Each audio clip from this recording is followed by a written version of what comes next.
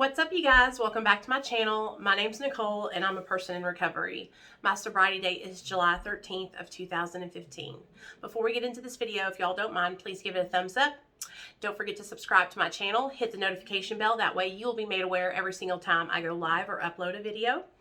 And yeah, leave me a comment down below and share with me how you became addicted. What was it when you reflect back on your life that you see that was the turning point that kind of like shifted you and you started going down the addiction route? Because that's what we're going to talk about today. I want to share a little bit with you guys about my past growing up and then how I became a full-blown drug addict by the time I was 18 years old. So yeah, here we go. So growing up as a kid, you guys, I had a solid upbringing. Both of my parents are still married to each other. I have two little sisters. I'm the oldest of three girls, and for the most part, my life was really great. I had a stable upbringing. I was in school. I was in extracurricular activities. I played the piano. I played fast pitch softball. I played basketball. I was on the dance team. I was just doing the damn thing. I was in the band. I was very, very active in school. And my parents did everything right. You know, they raised me and my sisters really well. They raised us respectfully. They raised us to work hard and have a good work ethic. They taught us about credit, everything. Like, looking back on the way I was raised, like, I want to raise my son the way my parents raised me because they were great parents. There was nothing that my parents could have done, I don't think. Now, at a very, very young age, I struggled with my self-esteem. This is very important for you guys to know. I can remember being 6, 7 years old and thinking I was ugly, thinking I was too fat, comparing myself to the other girls at school, being ashamed of my skin color, just very insecure. Part of this stemmed from the fact that my dad was really insecure about his weight. And so he talked about weight a lot in our family. He wasn't doing it out of spite or trying to hurt me. He did it because he was insecure about his own weight. And so he would talk about how he needed to lose weight, how we need to go on diets together. I can remember since I was a little girl, my dad always being consumed with his own weight. Okay, so I in turn became consumed with my weight. And so ever since I was like, I can remember, I started dieting and trying to lose weight, trying to, get skinny, because I've always struggled with being a little bit overweight. I'm not talking like hundreds of pounds overweight. I'm talking like 50 pounds overweight, but it's still enough, and it made me uncomfortable. And so I started dieting, doing crash diets. I started starving myself, you guys, and I ended up losing weight. I lost weight because I starved myself. And I remember all the positive reinforcement I was getting because I lost all this weight. But little did everybody know that I was starving myself. I remember my sister Michelle. She started struggling. She was like 14 years old when she started struggling with her mental health. So that means I was like 15 or 16. And that really had a deep impact on me and my sister, my baby sister, Christine, because we were watching our sister, Michelle, lose it. She was losing her sanity. She was going down a very dark path. She was sneaking out, being promiscuous, trying to take her own life, getting into trouble with the law, skipping school to the point where my parents were having to have her fins petitioned, which means the state of Arkansas took over and they were in charge of my sister, because if my parents hadn't done that, then my parents would have been charged with child neglect because my sister wasn't going to school. And so my parents had to, like I said, give over rights to my sister basically to the state of Arkansas, and that's when my sister entered into juvenile jail. And she was in and out of juvenile jail until my parents figured it out that there was something wrong with her mentally. It wasn't that she was a bad kid or just disobedient. My sister had bipolar disorder, and we didn't know. And so my parents got her out of that jail, and they helped her and they put her into a mental institution. When my sister went into that mental institution, I was so depressed. My sister, Michelle, was my road dog, my best friend. And this is when we were little. So I was like 16. We had just started maybe drinking alcohol and smoking a little pot. But for the most part, we were just best friends. We were sisters. We did everything together. So when Michelle went into that hospital, I was so depressed, and so was my little sister, Christine. And we were so worried about her. She stayed there for 6 months, and while she was there, I was losing my shit out in the real world. I had started to drink alcohol a lot more. I had started smoking marijuana, and I started dabbling with narcotic drugs, cocaine and methamphetamine. When I found cocaine and it gave me energy and it helped to cut my appetite back, it was like I had found the golden ticket. It was like, this is what I've been looking for all along. This will help me lose weight. I had already had a little bit of some experience with stimulants because when I was younger, at 14, my primary care doctor prescribed me phentermine. He prescribed it to me for 30 days because me and my mom went to the doctor and we were so depressed, or I was so depressed, and I was so depressed about my weight, and he gave it to me, not thinking, not knowing that addiction runs in our family, not even thinking that there was anything wrong with it. And I was on it for 30 days and I lost a bunch of weight. And so I'd already been, had stimulants in my body. So now I'm on cocaine, I'm on methamphetamine. My parents know something's going on, but they're so focused on helping my sister that they're preoccupied. When my sister got out of the mental institution and came home, I was so glad she was home. I missed her so, so much, you guys. But we started hitting the ground running. We started skipping school together. We started getting high together. And then at 16 and a half years old, my sister got pregnant.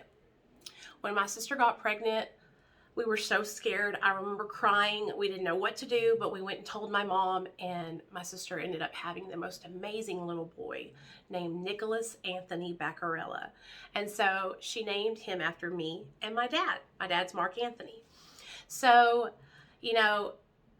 my dad was freaking out because here's my sister. She's not even 18 years old. She's having a baby. Here I am running the streets, getting high on drugs.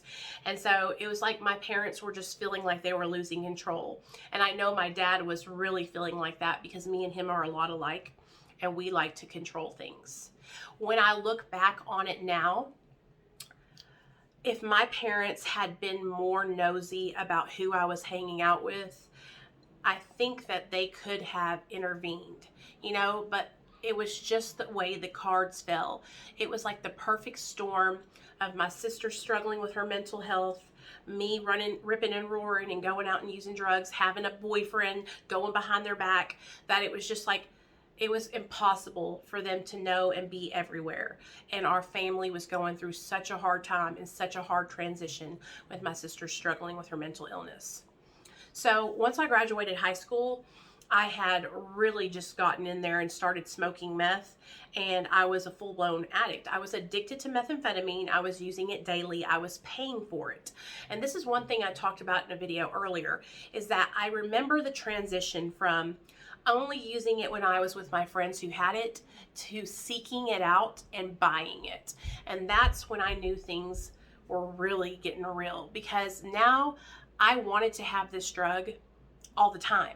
And so I was willing to spend my hard-earned money that I worked hard for on this substance, and that's what I started to do.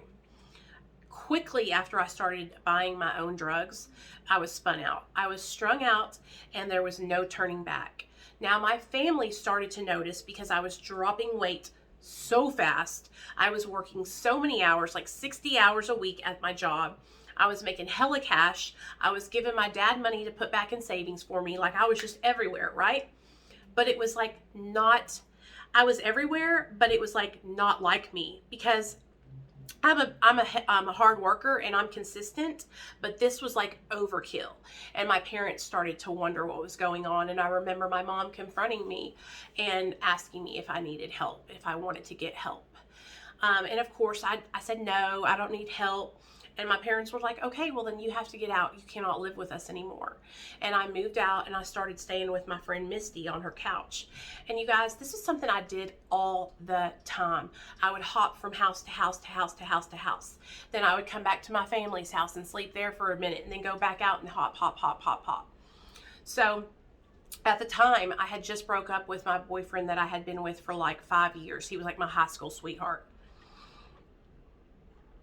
And I started dating this guy named LD, who was also on methamphetamine. He's dead and gone now. He ended up dying in a drunk driving accident. But when I met him, I should have ran the minute I met him, but I didn't. And because I was sick, because I had low self-esteem, because I didn't love myself, I thought, here's this guy. He's homeless. He's a felon. He's been in trouble. I'll save him. I'll help him, right? Wrong. He ended up dragging me down so far that I was not the same person after being with this man for 6 years. I was with him for 6 years. He beat me the last 3 years of our relationship and finally left me and stole everything from me that he could. And when I look back on that, I realized how sick I was and how I didn't think I was good enough. I thought I deserved to be treated that way, and that's why I stayed with him. Once he left me, my addiction just got worse, and then I started injecting drugs.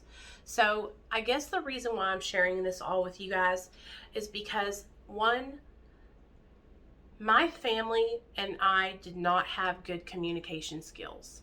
The reason why we didn't is because we were all, me, my father, and my sisters are all very emotional. When we communicate, it's based off emotions. My mother is very calm and peaceful, but she's just one person. So you got me and my two sisters and my dad, who are all very high strung, all very emotional. And anytime any kind of like something that would come up that was, something we needed to discuss or a problem, then it would be a fucking knockdown, drag out World War III up in our house, and there would be yelling and screaming. My dad would be freaking out. My sisters and me would be fighting. It was just no communication. And so therefore, none of us felt comfortable talking to each other and opening up and saying, hey, I'm struggling, I'm getting high and I need help. Because we couldn't. Because when we would communicate, then we would fight. If I had went to my dad and said, Dad, Mom, I need help. I'm a drug addict. My dad would have freaked out. He would have been like, oh my God, what are we going to do, Gina? How are we going to fix this? My mom would have been trying to calm him down, and it would have just been a shit show. The reason why I'm sharing this with you guys is because I want to open up to you and open your eyes. If you have a child or a loved one who's struggling with addiction, that you've got to work on communicating, and you have to be calm and understanding and listen, because that person who has that addiction, they're not going to feel like they can come to you and talk to you, and I'm not making excuses. Like I'm not making excuses for my addiction, but what I'm sharing with you guys is from the outside looking in.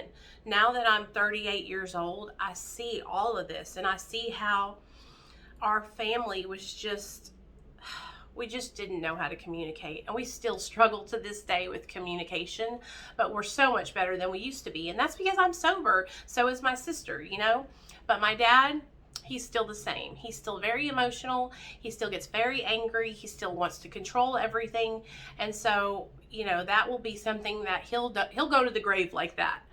I wish that I could have talked to my parents. I wish that I could have told them more about what was going on earlier on, because maybe I wouldn't have wasted so many years. When I think back to being 18, 19, 20, 21, 22, 23, 24, I should have been in college enjoying my 20s, but instead I was at meth cookhouses shooting up methamphetamine. having unprotected sex, being taken advantage of, being used, committing crimes, lying, cheating, and stealing. You know, I remember my mom finally said, I want to help you find treatment. And it had gotten really bad. And I think I was like 23 or 24 at this point. And so I went to treatment for the first time. And you know how it is. I went to treatment. I was there for 30 days. I came out and I didn't even last. I think I lasted 6 months and then I relapsed. And it was just a cycle over and over and over and over again from that point forward. But anyway, I wanted to share that with you guys because I've really been thinking about a lot of how I can be a better parent and how I can help my son when he gets older. Because right now he's young, you know, but I want my son to be able to come to me and talk to me about anything. And so if you guys have any questions at all, please leave them down below. I will answer anything you guys want. I will make a whole video about it. I just really want to keep on trying to help people and just keep doing what I'm doing here on Real Talk Recovery. You know, and I love making videos. I love connecting with you guys, and I hope you guys know that. I haven't been able to go live because my laptop's fucked up and the camera looks all janky. But baby, I got a live stream planned for you guys on the 26th of this month, and y'all are going to be so fucking excited. So be looking forward to that. But yeah, that's how I got addicted. That's what was going on in my life. That's how it could have been changed. Like communication, communication, communication. Non-judgmental, open-minded communication.